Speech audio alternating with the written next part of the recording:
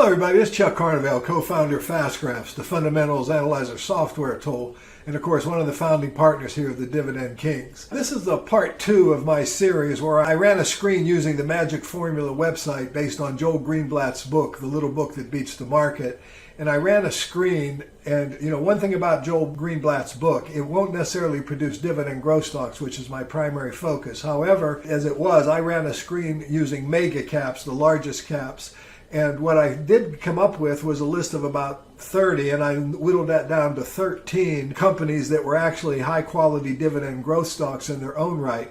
And of the 13 I chose, they were all either attractively valued or close to it. All but 3 of them were actually attractively valued. And what I'm doing with this continuing series, I'm going to do 2 or 3 more videos covering this series, and today I'm going to look at the top 4 dividend yielding stocks that I screened there. And I'm going to also compare it to the S&P 500. And what I really want to talk about here is that, the idea behind Joel Greenblatt's book was how to beat the market. And of course, that's a pastime of many, many investors. We hear the criticism of, most active managers don't beat the market. But as I pointed out here, they don't really tell you why they don't beat the market. And there are a lot of issues. If you're running money, for example, a big fund, you can have withdrawals coming in and, new money coming in at inappropriate times. There's a lot of reasons why. Plus, as I pointed out, they also don't necessarily describe or define what active management is, because in my experience, the greatest managers, the ones that I admire the most at least, are actually long-term buy and hold managers. In other words, they're hardly active. Now, they're selective. They are very careful. They're all value investors, the ones that I like, of course, known as Mr. Valuation, as many of you know me by. But they are picking stocks that they feel have the right characteristics, fundamentally speaking. They have the growth potential that they're looking for. And, of course, they might use it for different kinds of objectives, which I'm going to talk about here. And what I've got is I'm going to show 4 stocks today that actually are quite different. I want to make that point.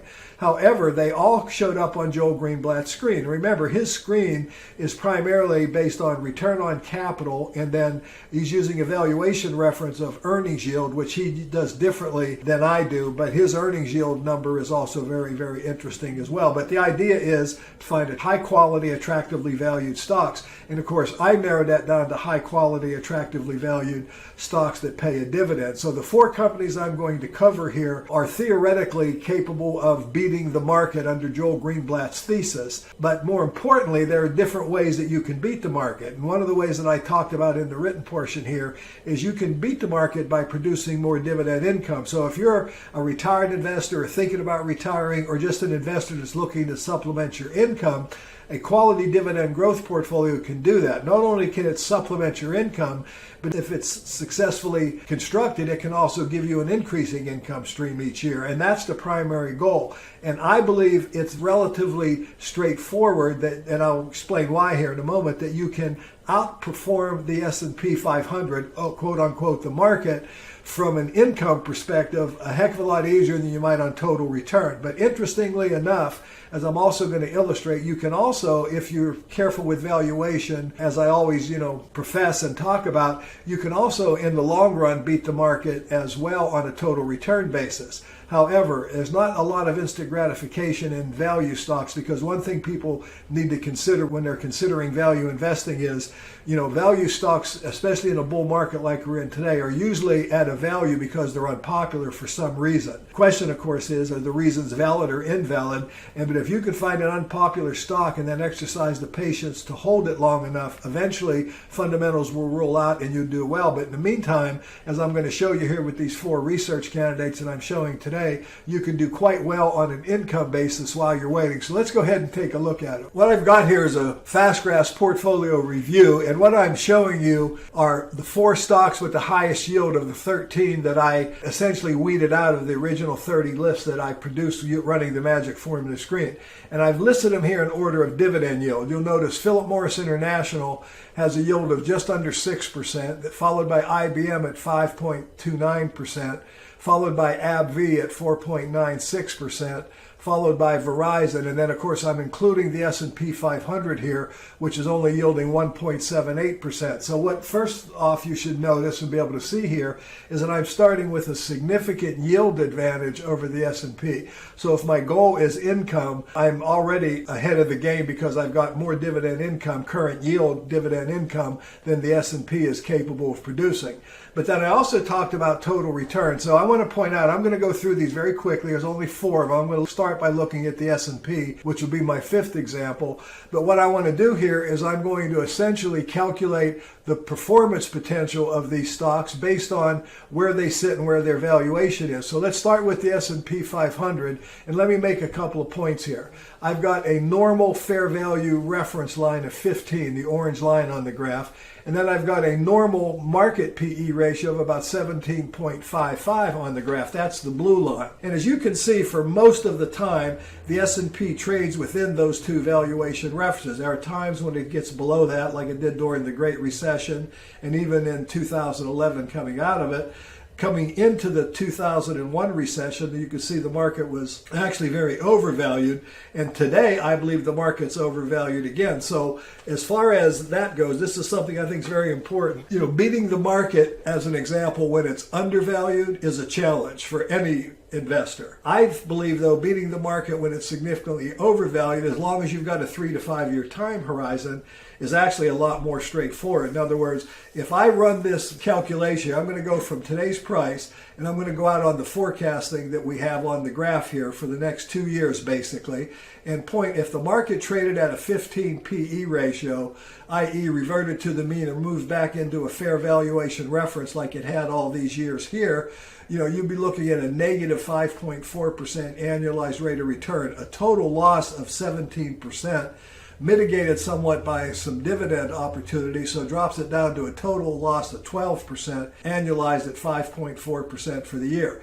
If I'm a little more generous, if you will, with the market and say, let's assume the market only goes back to its normal, recent normal valuation, I still have a pretty poor result. I've only got a 3% loss in terms of growth, but counting dividend income, I would actually be able to eke out, 1.9% and end up with a total annualized rate of return of less than 1% annualized, or we'll say breaking even. So the point is, because of the high valuation I'm seeing in the market here, I believe it's going to be a lot easier to beat the market over the next 5 years or so than it was over the last 5. So let's go on to the 4 stocks that I'm featuring in this video, and let's start with the highest yielding Philip Morris International. Now, this is a tobacco stock. It's a spin-off from what is now known as Altria, which was originally MO, or the original Philip Morris. And, Philip Morris International, of course, is the international division. So the company was spun off in March of 2008. So it has a relatively short history. You can see its earnings have been decent. They've grown at about 5%. We did have a few years of really good growth, then followed by a couple of negative years. And otherwise, earnings growth has been reasonably flat over the last 4 or 5 years. But interestingly enough, you see this idea of valuation being so important here, because you can see where the stock price tracked earnings, again, stayed within this normal PE and fair value, theoretical fair value PE pretty consistently, did get pretty overvalued in 2017. And by the way, that would have really put you at a disadvantage even to the market, because, for the next couple of years, you would have lost 35% of your money. But that's the importance of valuation. From a standpoint of going forward, though, the company is attractively valued now with an earnings yield of about 6.51% using the inverse of the PE. That's not the Greenblatt earnings yield, I might add. Has a dividend yield of almost 6%. And you go out to the year end here, 2022, based on current consensus estimates, you'd make about 11.9%. That's obviously significantly more than what the market was capable of or is expected to produce, as I just showed you. But even more importantly, look at the amount of dividend income. Now, let's look at this company. It was moderately, maybe tad overvalued here, but we're going to start at the beginning where valuation was decent at about 17 times earnings. And now it's down a little bit at 15 times earnings. But let's compare this track record of this company over its history to the market. And what you'll see here, I think you'll find interesting. Number one is from a standpoint of cumulative dividend income, it produced more than twice as much income as the market, as the S&P 500, if you will. So if you're looking for income, and trying to, support a lifestyle and beat inflation with your income, forget capital appreciation for a moment, you can see that the yield on cost, or what I like to call growth yield, would have gone from about 3% in '08 when you started, and last year you'd have earned over 9% had you invested $10,000 on March 31st, 2008. Now, the total dividend was $8,600. That's a return of, roughly 86% of your investment versus only $3,380 in the market. Now, where you didn't do well was you ended up with a modest capital appreciation of $5,000. In other words, you turned $10,000 into $15,000. That's about a 3.6% annualized growth return versus 7.8% annualized growth in the S&P. You ended up with 7.3 versus 8.9. So you did not outperform the market in this example on a total return basis, but you dramatically more than double the amount of income, and you also were fighting inflation with your income stream. You can see that your income would have increased substantially year after year after year. Okay, so that's Philip Morris International, the highest yielding of the group. Now the next one is IBM. Now this is a much maligned company, and there's some very interesting aspects here that I'm going to cover very quickly. Number one, first I want you to see the dividend record, which is really quite excellent. The dividend has increased from 55 cents a share in 2001 all the way out to $6.51 expected for this year. Last year it paid $6.43. So we've had very, very consistent dividend growth, but we have had very weak operating results. However, those operating results are expected to improve. IBM is considered a company in transition. Now, I own this stock, and I've owned it for several years now, and I'm not doing well on capital appreciation, as you can see by this graph, but I'm doing extremely well on dividends and dividend growth. But if I look at the low valuation here, the PE is only 10.5, the blended PE. That gives me a very attractive earnings yield of 9.5%, and I get a dividend yield of 5.29%, because keep in mind, this company does pay out about half of its profits in terms of dividends to shareholders. At least for the last couple of years, that's been the number. It's actually been 45 to 50%. That's the area below the white line here. Now, if I calculate performance potential, assuming that this stock goes back to a 15 PE ratio, which it did numerous times in the past. It hasn't in several years, I will admit that. In fact, if I shorten this time frame dramatically, you'll see that the market has been valuing this stock at a much lower valuation since we've had, this kind of lull in the market. So the PE ratio here, this blue line is a PE ratio of 10.1. All right, so I might even want to just measure performance based on the stock price going only to that 10.1, even though we expect it to grow, and I still would get an 8.4% annualized rate of return, which is superior to what I showed you that's, the expectations of the market based on its current valuation. So what we have here is an opportunity to make money going forward, assuming this company does get its mojo back, it does begin to grow again, and we see the valuation return to historical norm. Now, from the performance perspective, just like we did with Philip Morris International, once again we see a significant, I'm going back a much longer time frame here, all the way to 2000. Before I do that, I want to point something out. IBM was very, very overvalued at that point in time. It's very, very undervalued right now, and it's had rather spotty track record. But notwithstanding all that, in other words, those are the reasons for what the performance you're going to see right now. It still generated almost just a break-even capital appreciation, turning 10,000 into 13,170. That's a 1.4% annualized. But even then, even with its high valuation at the time, and as you remember, the market was highly valued back then as well, we ended up significantly outproducing the S&P on total dividends, 6,000 in total dividends versus 4,500 in the market over this time frame. But we did lose out quite a bit on total return. So IBM has not been a great total return company, but if you were an income investor, you saw a 14% increase in your dividend growth annually, average annual compound annual growth rate of 14.3, average growth of 14.7, and you can see your income would have grown substantially. So IBM has outproduced the S&P on income, even though it's been at a big disadvantage over this time frame based on high valuation and recent poor operating results, in recent years here. So let's move on to our third example, which is AbbVie. Now, this is a spin-off from Abbott Labs, and so it spun off. I want you to notice it was undervalued. It's grown at 15% since it was spun off. It is currently trading at a blended PE of 9.6, which is very, very low. Gives a really substantial earnings yield of 10.38 and a very attractive dividend yield of just under 5%, 4.96%. But the valuation and the expected growth, higher even than the market, really gives us an incredible opportunity here, assuming this stock moves back to just a 15 PE ratio. That's all we're looking for. And this is actually notice 15.05 because it's above 15%. And I'm using P equals growth rate, but we could be making an annualized rate of return over the next 2 or 3 years of almost 42% per annum, and more than double our money in a short period of time by buying this company cheap. But let's look at how it compared to the market from both the total return and the dividend since its inception. Now, since it was started out undervalued, as I pointed out, even though it's undervalued today, a $10,000 investment would have grown to $27,868. Even in its undervalued state, it actually did outperform the market, which, if you recall, is overvalued today over this time frame. That's the time frame December 31st, 2012 to yesterday's close. Now, the dividend income is even more remarkable. It generated almost 3 times as much dividend income.